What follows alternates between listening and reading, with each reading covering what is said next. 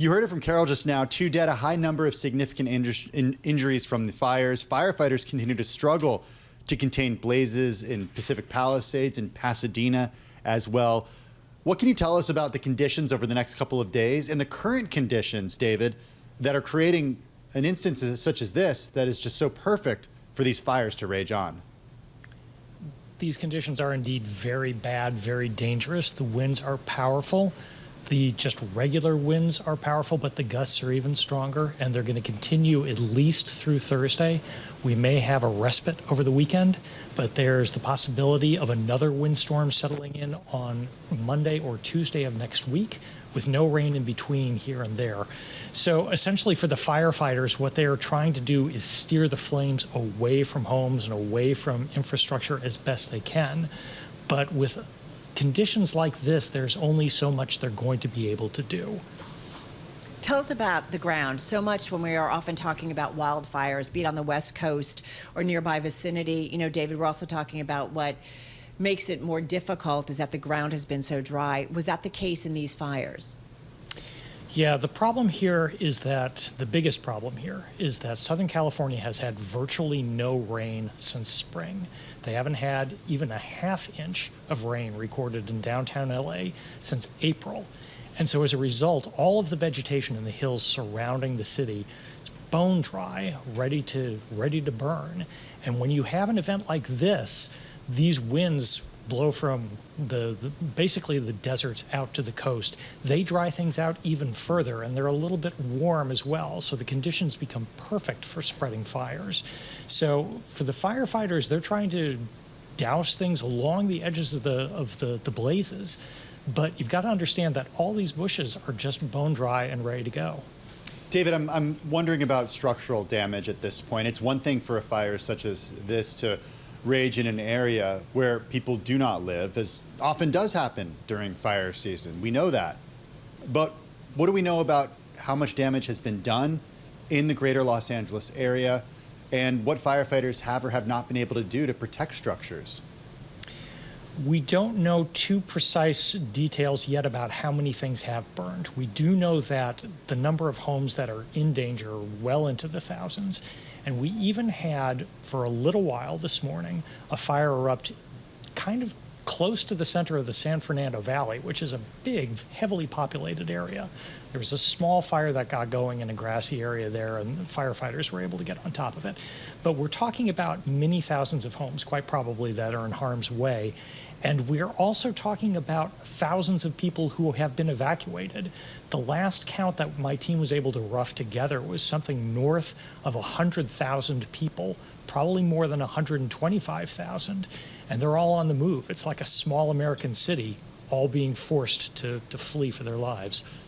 David, one of the other aspects of this in a big way is what the utilities are up to or what they are doing to maybe help prevent even further fires. I'm looking at some of the players that serve Southern California. Edison International is down about 13% as we speak. Sempra Energy, which owns San Diego Gas and Electric, has been down as much as 3.5%, still down about 3%. They, from what we understand, I'm looking at our live blog, have started to shut power off in some communities. What are we hearing about utilities and their efforts to maybe help rein this in or at least control it from further spread? So the utilities could see this windstorm coming. They have their own meteorologists, and they focus very intently on this kind of thing this time of year.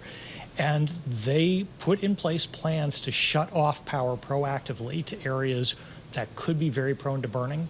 We have a long history in California of deadly wildfires that have been sparked by power lines either falling down in high winds or getting tangled with tree limbs in high winds. And so the utilities have become very cautious about this and will shut down power when one of these storms approaches. They started to do that yesterday, and in fact, they're still doing it right now. There are fears among investors that a couple of these fires, maybe all these fires, are in some way tied to power lines, but that has not at all been proven yet, and I haven't heard anybody in authority even suggest it yet. David, as I'm a Californian and I grew up with fires, it was just a fact of life, and the idea that you'd find ash raining down at certain points throughout the year, it was kind of a normal thing. Indeed, they've become more frequent and more devastating since I have lived there. But I always wonder about building and rebuilding in these areas that are at such high risk. We've seen insurance companies push back, drop coverage in some of these areas. But is this going to be the final straw in some of these areas, or do you think people will rebuild?